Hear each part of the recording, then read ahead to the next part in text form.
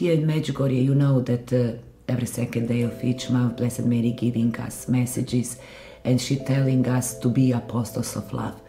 Mary's meal is apostles of love.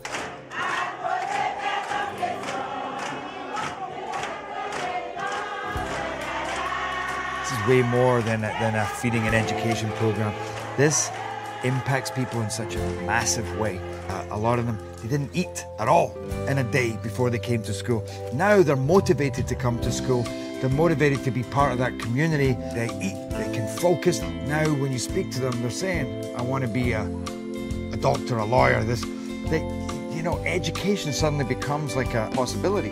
I had a great chance to be a gangster too. But fortunately, I found Mary's Meals and I found education.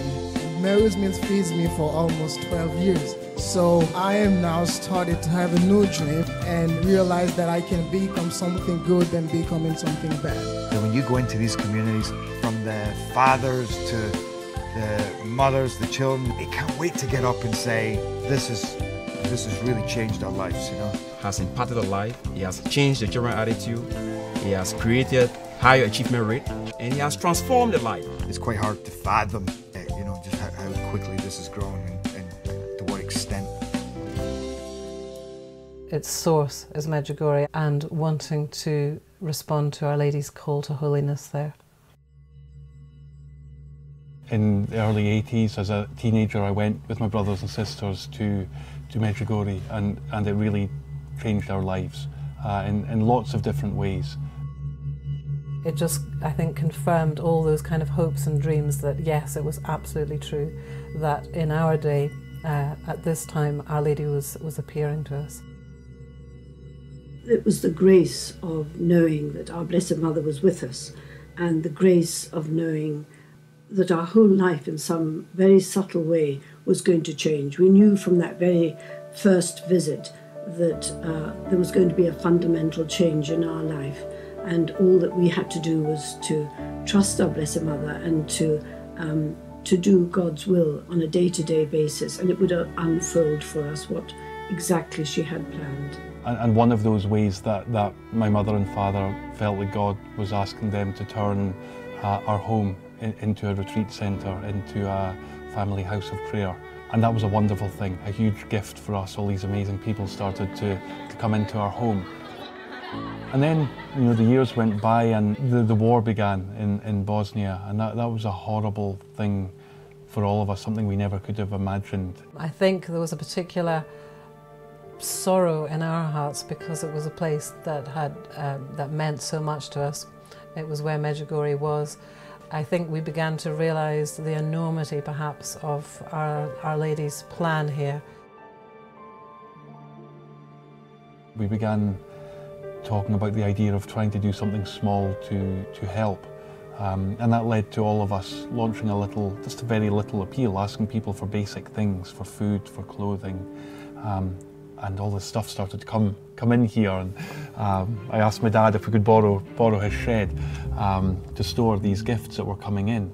And somebody gave us an old Land Rover, and we loaded that up and we drove to a refugee camp near Medjugorje, and we delivered the aid. When I came back home here, I found this mountain of food and clothing piled up here and continuing to pour in. So at that point I prayed about it and I thought about it, and I decided to give up my job, and I sold my house at that time, and somebody gave me a truck, and I just simply began driving back and forth to Bosnia.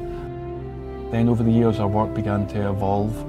We began to get involved in building homes for abandoned children in Romania, health clinics for people in Liberia during their terrible civil war. Lots of different things, but no real theme or focus to our work. And then in 2002 we were beginning to read reports about this terrible famine that was afflicting Malawi. And we went to Malawi for the first time that year, and I met a family in one of the villages. The mother of the family was dying, and her husband had already died. And then I started talking to her oldest child sitting beside her, and he was called Edward, and Edward was about 14 years of age. And at one point in the conversation I said to Edward, Edward, what are your hopes? What are your ambitions? And he looked at me and he said, I'd like to have enough food to eat, and I'd like to be able to go to school one day. And that was it. That was all of his ambition at 14 years of age. Edward's words really hit home to me, really made me think about that more. And so very soon after that we began.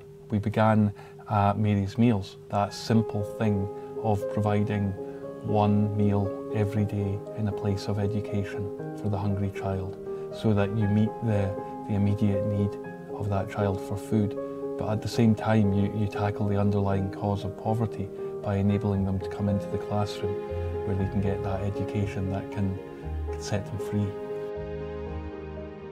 And I really felt almost like that's what God had been preparing us for all these years before that.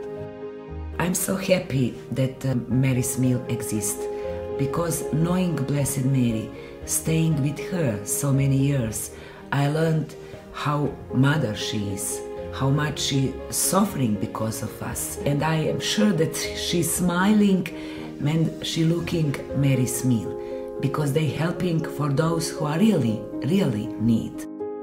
It is an amazing thing to think that today well over 1 million children are eating Mary's Meals every day.